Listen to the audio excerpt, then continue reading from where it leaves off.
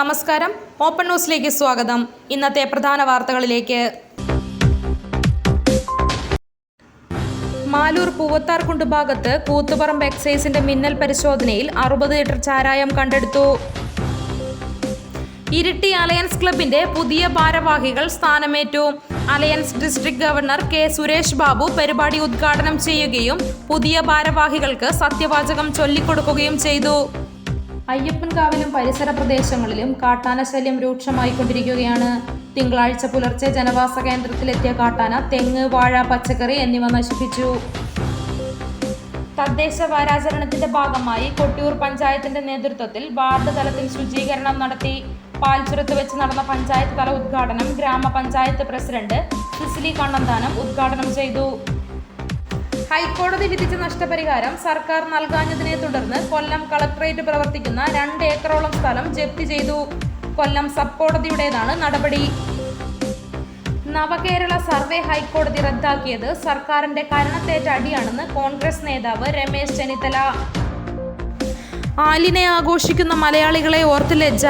മറ്റു രാജ്യങ്ങളിലായിരുന്നെങ്കിൽ മാതാപിതാക്കളിൽ ജയിലിലായേനെ എന്ന് എഴുത്തുകാരനും ശാസ്ത്രചിന്തകനുമായ എതിരൻ കതിരവൻ.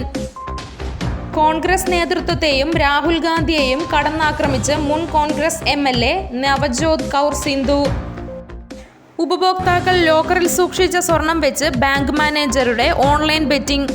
നഷ്ടമായത് 4.12 കോടി രൂപയുടെ സ്വർണം. പോലീസ് ചമഞ്ഞ വീട്ടിലെത്തി വൻ കവർച്ച. തോക്കിൻ മുനയിൽ 20 ലക്ഷവും 1/2 കിലോ സ്വർണവും കവർന്നു. കണ്ണൂരിൽ മകൻ കസേരയോടെ വലിച്ചെറിഞ്ഞ വയോധിക മരിച്ചു. കണ്ണൂർ പള്ളിയാമൂലയിലെ ശാന്തയാണ് മരിച്ചത്. പ്രതി റിമാൻഡിൽ. വ്യാപാരികളുടെ ആവശ്യം അംഗീകരിക്കുന്നവർക്കാണ് നിയമസഭാ തെരഞ്ഞെടുപ്പിൽ പിന്തുണയെന്ന് യുണൈറ്റഡ് മർച്ചന്റ് ചേംബർ സംസ്ഥാന കമ്മിറ്റി യോഗം. സംസ്ഥാനത്തെ സർക്കാർ മെഡിക്കൽ കോളേജുകളിൽ രോഗികളുടെ ദുരിതം തുടരുന്നു. OP ചികിത്സ മുടക്കിയുള്ള ഡോക്ടർമാരുടെ സമരം 2ാം ദിവസത്തിലേക്ക് കടന്നു. കൊറിയൻ യുവാവെന്ന പേരിൽ സംസാരിച്ചത് പരിചയമുള്ളയാൾ. ചോറ്റാനിക്കരയിലെ ആദിത്യയുടെ മരണത്തിൽ അന്വേഷണം സുഹൃത്തുക്കളിലേക്ക്. അയൽവാസിയുടെ ക്രൂരമർദ്ദനമേറ്റ് ആശുപത്രിയിൽ ചികിത്സയിലായിരുന്ന വയോധികൻ മരിച്ചു. കോഴിക്കോട് സ്വദേശി ബാലനാണ് മരിച്ചത്. 71 വയസ്സായിരുന്നു.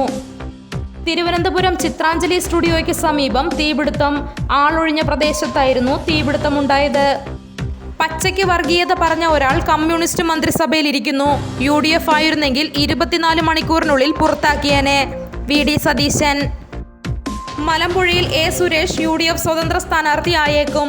CPIM ആലോചനകൾ VA അരുൺകുമാറിലേക്ക്. എന്തിനോ വേണ്ടി തിളയ്ക്കുന്ന സാമ്പാർ. രേഖ രതീഷിനെതിരെ അധിക്ഷേപ പരാമർശവുമായി കലാമണ്ഡലം സത്യഭാമ.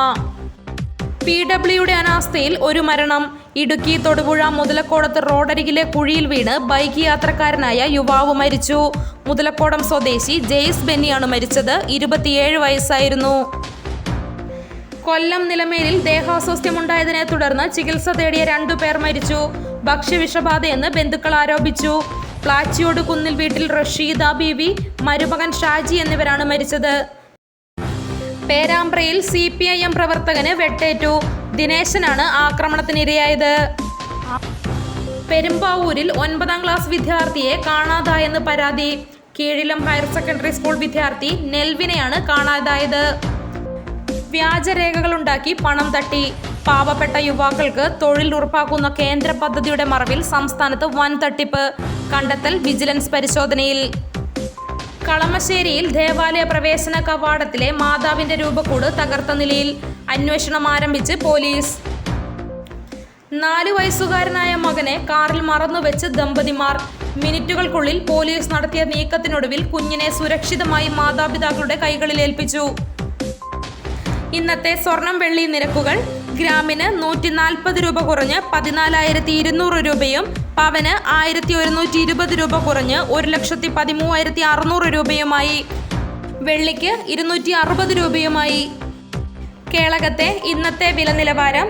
റബ്ബർ 211, ലോട്ട് 196, ഒട്ടുപാൽ 135, കുരുമുളക് 680, അടയ്ക്ക 410, കശുവണ്ടി 158, തേങ്ങ 60, കാപ്പിക്കുരു 205, ചിരട്ടപ്പാൽ 125. ഇതോടുകൂടി ഇന്നത്തെ വാർത്താ ബുള്ളറ്റിൻ അവസാനിച്ചു. നന്ദി.